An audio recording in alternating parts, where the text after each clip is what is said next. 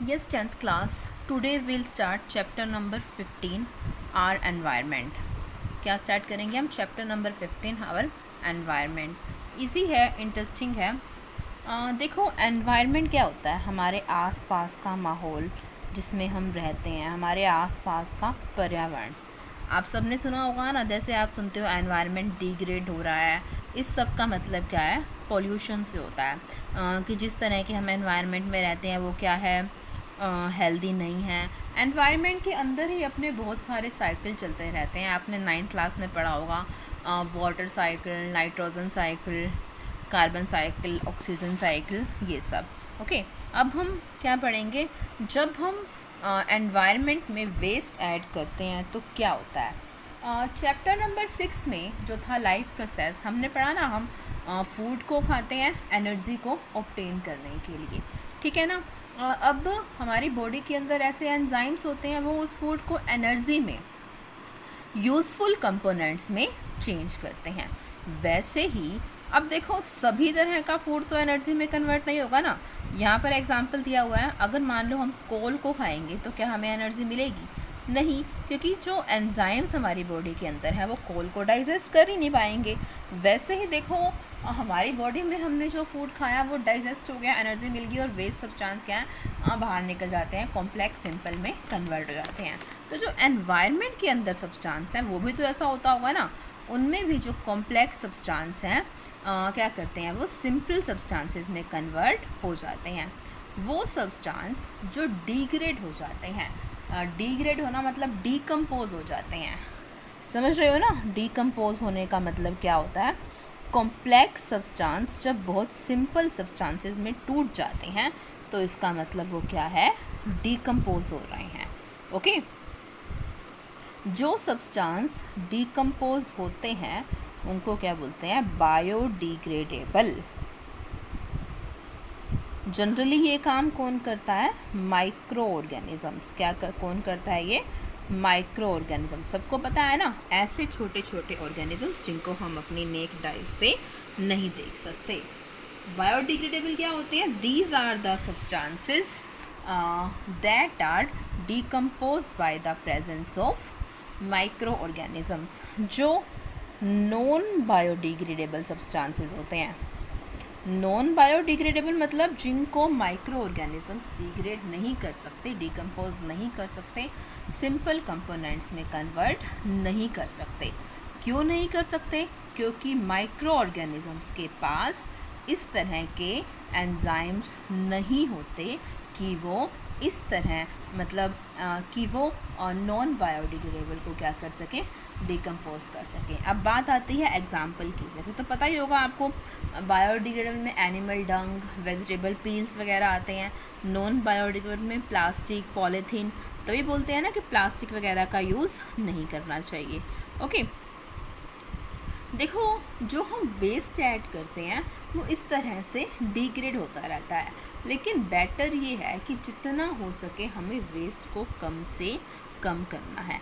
आपने अपने घर में सफाई की, कचरे को बाहर निकाल दिया, लेकिन कहीं ना कहीं तो जाएगा ना वो, वहाँ से रोड पर. अब कोई यहाँ वहाँ फेंक देते हैं, अगर नहीं फेंकते तो कचरे वाला आकर ले जाता है. वो क्या करता है? इसको सेपरेट करता है. आजकल तो आपने सुना होगा कि अलग अलग बिन्स में डाला जाता है, बायोडिग्रेडेबल और नॉन बायोडिग्रेडेबल, सूखा कचरा और गीला कचरा.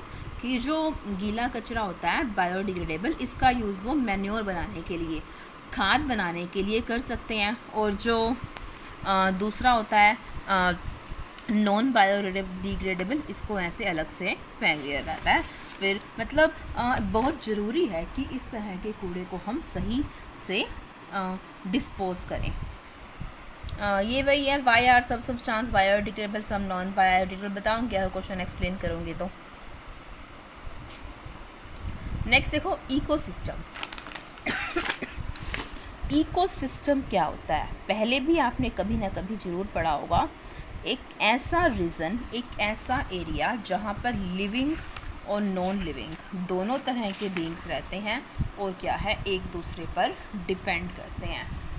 Where living and non living beings live and depend upon each other. Living भी होते हैं, नॉन लिविंग भी. जो इकोसिस्टम है नेचुरल भी हो सकता है और मैन मेड भी। इकोसिस्टम का जो साइज़ है वो छोटे से छोटा और बड़े से बड़ा कितना भी हो सकता है। फॉरेस्ट, जंगल एक इकोसिस्टम है। प्लांट्स होते हैं, एनिमल्स होते हैं। जो हर्बीवोर्स होते हैं वो प्लांट्स को खा लेते हैं, कार्निवोर्स को हर्बीवोर्स, इस तरह से उनकी अपनी ही साइकिल आपस में वो डिपेंड करते हैं। एयर, वाटर, सॉइल ये सब उनमें प्रेजेंट होता है। अब देखो लोकल ले तो अगर हम आर्टिफिशियल लें तो कोई फील्ड हो गया, खेत, ये भी एक तरह का इकोसिस्टम है। मतलब जो उसी एरिया के अंदर वाटर वगैरह प्रोवाइड करते हैं, मिनरल्स वो सॉइल से लेते हैं, फूड प्लांट्स खुद प्रिपेयर करते हैं, उसी पर ही डिपेंड करते हैं ना। अब बहुत छोटा भी इकोसिस्टम का साइज़ रखता है। फॉर एग्जांपल एक्वेरियम, सबको पता है ना एक्वेरियम क्या होता है, जिसके अंदर फ़िश को रखा जाता है। वो वहीं वाटर में डिज़ोल्व ऑक्सीजन का ही यूज़ करती हैं, उसी के अंदर सांस लेती हैं, फूड हम उनको प्रोवाइड करते हैं, वहीं पर डिपेंड करती हैं ना। तो ये क्या हो गया, इकोसिस्टम।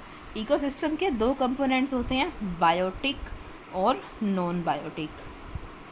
बायोटिक कंपोनेंट्स जो क्या होते हैं, लिविंग होते हैं, ठीक है ना। बायोटिक और अबायोटिक इनमें क्या आते हैं मेनली, जैसे प्लांट्स, एनिमल्स, ह्यूमन बीइंग्स,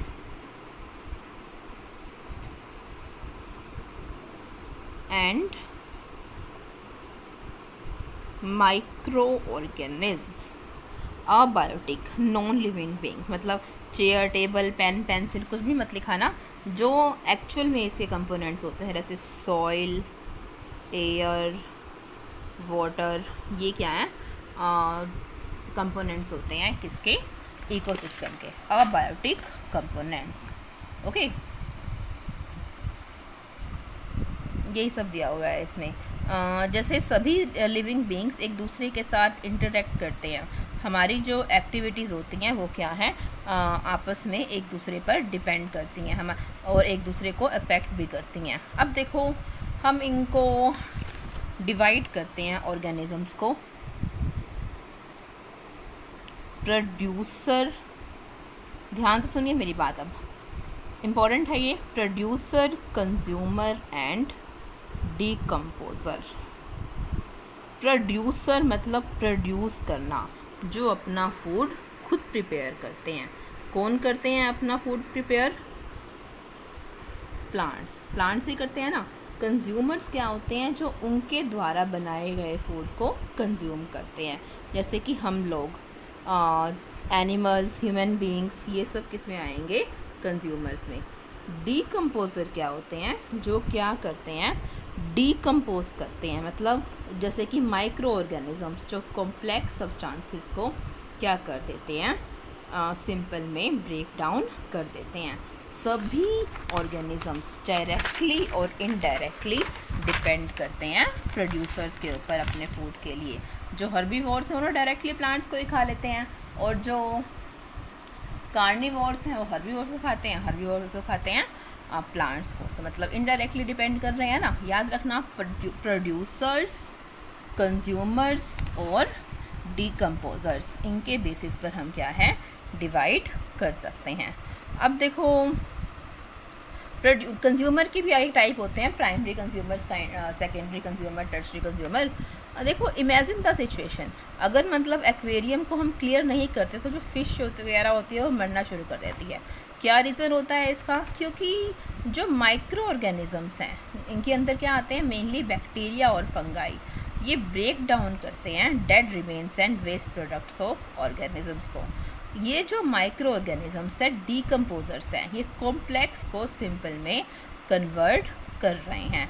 अब देखो, अब मतलब फ़िश मर क्यों जाती है कुछ टाइम अगर पानी को साफ़ ना किया जाए, क्योंकि वो अपना जो वेस्ट सब्सटेंसेस है ना पानी के अंदर ही सेक्रेट करती है, ठीक है ना। अब पानी के अंदर वेस्ट इकट्ठा होता रहेगा तो उसके अंदर ऑक्सीजन की कमी हो जाएगी, स्पेस नहीं मिलेगा, ऑक्सीजन नहीं होगी तो वो सर्वाइव कैसे करेंगे, सांस कैसे लेंगे। इसलिए क्या होता है, जो गंदे पानी के अंदर, एक्वेरियम का पानी अगर साफ़ ना हो तो फ़िश वगैरह सर्वाइव नहीं कर सकती।